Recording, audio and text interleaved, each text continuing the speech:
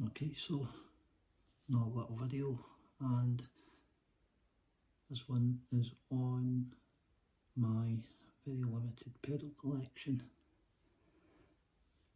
I've had a lot of pedals in the past, lots of overdrives, delays, multi-effects, so on and so forth. I've scaled back on most of it, just like I scaled back on my amplifiers, and this is currently what I'm left with. I do plan on adding more to it, but for the time being this gives me a nice little array of spice for my amps, if you want to call it that. I don't really use them an awful lot, but they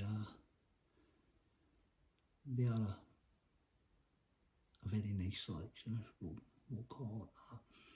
So I'm going to move left to right and just go through all of these. So the first pedal that's here, the Mr. Crybaby Super. I believe that this is a 70s model, and this was gifted to me by a very kind local musician probably about 13-14 years ago. He was primarily an acoustic player and he just didn't use this, so he gifted it to me. It's a beautiful sounding Crybaby.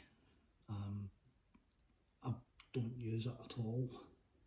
I really should, because it's a very, very sweet red Farrell inductor Crybaby, and it's also got a volume when the bypass is engaged. Doesn't take any batteries. It's completely point-to-point tag board hand wired, and it's got this beautiful kind of old crinkled finish with the aluminium tread on it. It's a beautiful pedal, it really is. Probably the oldest piece of gear that I own, and this one I'll never sell. I really do treasure it as a gift from that man, the superb local musician. Moving along, the Legacy Fuzz. So this is a Cornell fuzz pedal. So for those who don't know, Dennis Cornell was heavily involved with the original Fuzzface creation, and this is Cornell's own fuzz pedal he's had. He's had a few fuzz pedals out before, but this is the latest one that he's got. Again, this is all hand wired. It's got a beautiful big jewel light on it, and it's got some really nice artwork on the top of it. It's a beautiful fuzz pedal. It's really kind of raggedy distortion overdrive until you get past probably about 3 o'clock, and then it really starts to go nuts. It gets very spy and super compressed, and it's just glorious at that point. I usually, as you can see, I can keep the fuzz control all the way right up, and then I'll control everything from a volume control on my guitar. It's just a beautiful pedal, it really is. Absolutely nuts. Next one along, the MXR Carbon Copy. Now, I will confess that I am an absolute delay junkie. I've had loads and loads of delay pedals over the years, and this analog one's probably one of the best ones that I've found. You can walk into any guitar shop and pick these up, and they're just a fantastic value, they really are. There's not really much to say about it. It's really just a staple. I use that mostly with my Comfort Harlequin, because there's no reverb on the Harlequin. That really kind of gives it a little bit of space, and it's really great whether you're putting it in front of an amp, whether it's in the loop, whether you want a little bit of slapback, or even if you want something just a little bit longer. It doesn't really matter how you said it, is a great sounding analog delay pedal, very dark, it blends into your sound really, really well. The next pedal along here, less of a pedal and more just something for controlling my amplifier. So what that is a Lely P split, and it lets me hook up two of my amplifiers and run in dual mono. It also lets me do things like flip the phase and just kind of really balance them perfectly. So if I'm ever in a situation where I need a slightly bigger sound, I can spread two small amplifiers and get a really massive sound, whether that's clean or distorted. It's a great little bit of kit. Given that I've got multiple amplifiers, it's one piece of gear that I really wouldn't be without now. Moving on to the JHS Bonsai. I'm a big Tube Screamers fan, huge Tube Screamers fan. I've had lots and lots of Tube Screamers in clones and all sorts of different pedals. So this has got pretty much everything in it, from an original TS808 to a Keeley modded TS808, JHS's Strong mod in it, and all sorts of other little variants thereof, actually including the Bosso D1. It's a really great pedal for just about everything. If I use it with my Strat, I'm going to get into Stevie Ray Vaughan territory, depending on the amp I use. If I want to tighten up my rectifier, that's the pedal that I'd probably jump to. Even going into my Cornell when it's cranked, it really just kind of tightens things up just that little bit more. Nothing much to say, it's pretty much every Tube Screamer that you could ever want, and there's been some great demos of it over the years. One demo, in fact, actually AB'd it against all the original pedals, and there was basically very little, if any discernible difference, well, over the YouTube video at least anyway. Moving on to this is probably the most recent acquisition that I've got. I only got this last week. I had that pedal years and years ago, and it's the Super Overdrive ST1, but this is the Keeley modded version, so this is the Germanium 5-star. So during the period when Keeley was modding pedals as well as building his own, what he did is he took this out and gutted a whole load of the capacitors and the resistors and things, and added a diode switch to the controls, and he also cleaned up the bypass. Think of it as more of an aggressive kind of overdrive. I don't use the gain on that much past the kind of 9 o'clock mark.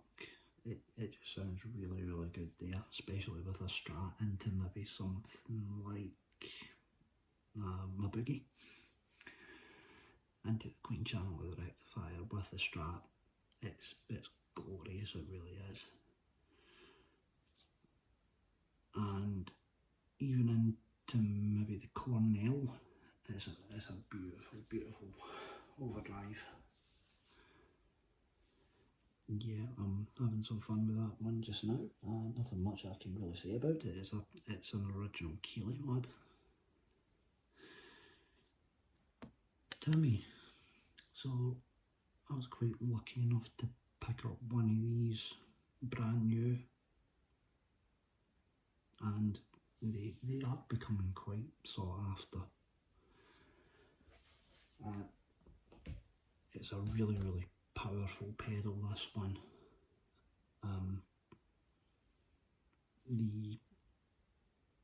tone controls on this are cut controls. So when they're at the kind of 7 o'clock position, they are completely bypassed, so all the signals getting through them, and as you start to turn them up, it starts to cut the frequencies on it. So as you can see, I've got a little bit of treble cut, a little bit of bass cut. The volumes is that just at nearly a moderate level, as is the gain. And as I say, it's the most powerful pedal that I've got. I really like using this with my Cornford, because the Cornford's quite a dark pedal, sorry, a dark amplifier. The Timmy's got so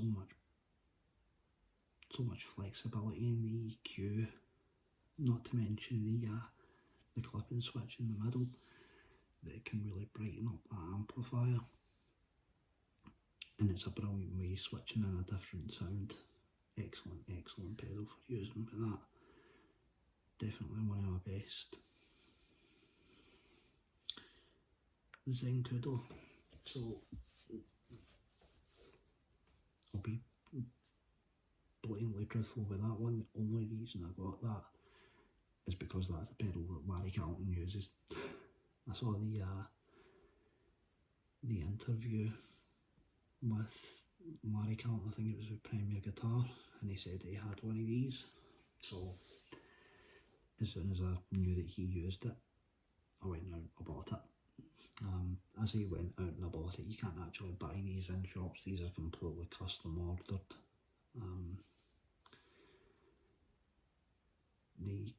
The guy who makes them in Japan, Toshihiko Tanabe, you deal with him directly, so you'll send him his payment and he'll send you a whole lot of email correspondence on when the pedal's being made. And when I ordered this one and I'd mentioned that I'm getting it because I basically asked him, I said, give me the pedal that Larry Carlton's got. So Toshihiko sent me over a whole lot of emails with different pictures on them of him and Larry Carlton and the pedal, of course. Not this one, but just his pedal. And in one of the pictures, there's a pedal that he's got, and it's called a Sushi Kudo. And I believe it's just a Zencudo with little sushi knobs on it. It's really interesting. If I can, I might actually take that picture and see if I can post it on the page just to show. But yeah, this is all completely custom made, hand wired. It's got 3 modes on it. It's basically a copy of the Zen Drive, but it's really just, it's so good. The voice control is actually a mix control, so it mixes in your clean signal, and it's probably one of the best clean mixes that I've actually ever heard on any drive pedal at all. It's really brilliant. I keep it in the green mode, which is the Dumble mode. But there's 2 other modes on it. There's a blue mode, which is Zencudo mode, and a red mode, which is Marshall mode. I never use them. It sounds so good in the Dumble mode that I just keep it there. And it's brilliant with my Flynn, because my Flynn's quite warm, and I want to use it for that kind of Dumble sound, very much like Robin Ford would have had, like Larry's had in the past. It's a high gain sound, but it's so open in the mid range. It isn't compressed at all. It's like no other drive pedal that I've ever heard in my entire life. It's beautiful, finished in this lovely kind of, it's kind of like an abalone kind of pickguard material. It's beautiful, it really is. But there we go, that's my limited selection of pedals. The one that I'm currently chasing just now, and I say chasing, I should say currently waiting on is my kind of tone. I have been on the wait list since about 2021, and at the moment of the recording of this video, he's currently on 2019 orders, so I've not got too long to go. I think maybe another year and a half. So it's a long wait for that pedal, but I think it'll be worth it. Certainly given the rarity of those pedals and just how much they actually are. I could have bought one second hand yet, but I wanted to actually have it built for me. It's very important. So yeah, that's my limited pedal selection. I don't use them much, but when I do use them, they definitely add something to any of the amplifiers that I've got. They add a different voice to the natural drives and clean sounds that the amplifiers have got. As I say, I used to have loads and loads of drive pedals and delays and wahs and all sorts, but I'm being a bit more selective now about what I'm buying. So there's a few of these things that you can't just walk into shops and buy. The Legacy Fuzz, you won't be able to walk into most guitar shops and buy that. The Zenkudo, you can't buy that in shops. The Timmy, you can't buy that in shops anymore. This is completely discontinued and you can't buy that anymore. I think Keeley probably does his own version of it, but you can't buy the Boss model. And the carbon copy, the Whaley and the Zenkudo, the Bonsai, you can buy those. The Crybaby Mr. Super, you can't buy that version anymore because that's vintage. So yeah, that's my limited pedal selection.